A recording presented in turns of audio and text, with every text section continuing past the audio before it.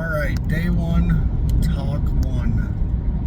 How can you just leave your place with everything that you've got going on there? Chickens, bees, garden, all this stuff. And you could just walk away from it for 10 days and, probably come back to a little bit of a mess. So the first thing I would say is that, if you choose a preparedness lifestyle,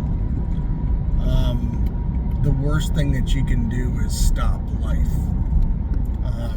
Isolation is the biggest problem in this country right now, isolation and loneliness. So, life goes on.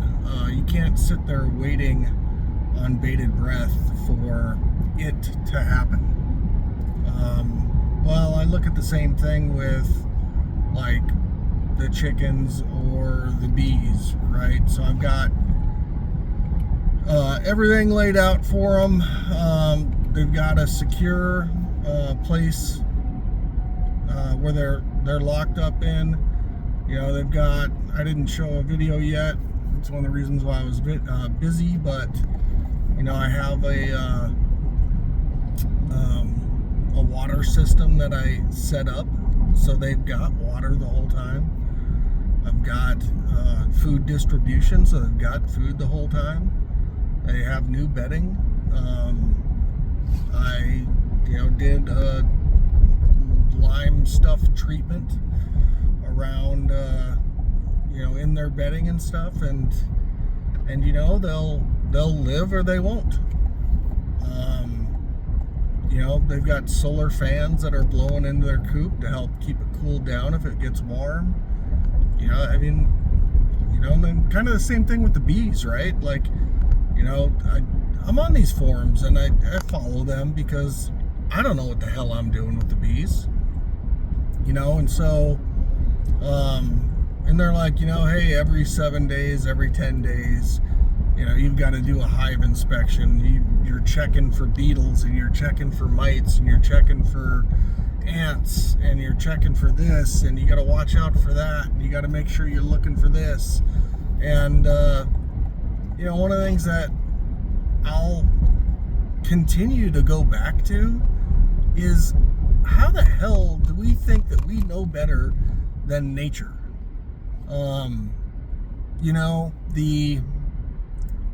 This stuff happens on its own in nature all the time and does just fine.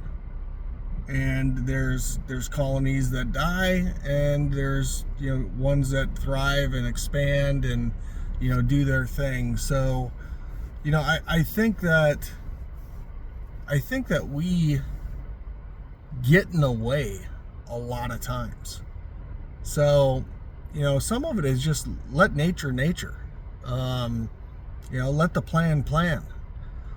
So, and then, with the garden, like, even though, like I told you before, like, my garden's shitty right now, worst garden I've had, I've got a lot of stuff that's growing out there. I've been harvesting zucchini and yellow crookneck squash for the last week, and it's coming fast. And you know what? I did what I could to pick all the things to not let it go, overripe and to seed, because that's the signal that tells the plant, hey, go ahead, you did your job, stop doing your stuff, time to die. It's 10 days, and I'll get back, and I'll have tons of weeds, and I'll have tons of stuff I got to catch up on, but, I'm not going to stop life. So, I think a lot of it is perspective and not getting caught up. I just watched a video from Corsair Trainers about mags and why mags fail.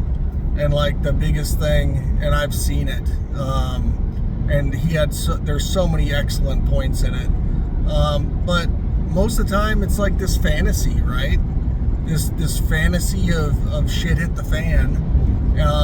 This fantasy of, Mr. Tactical who's never done anything in his life. This fantasy, from TV, and so they get into this always waiting for something that never happens, right? And then when there is even the most minor issue or minor catastrophe that happens, it all falls apart. So I would say that, why I can leave, like, I'm gonna not stop living life. I'm not gonna, stop doing the things that I plan on doing. I'm gonna leave, and yeah, I'm gonna have consequences of leaving, and I'll take care of that when I get back.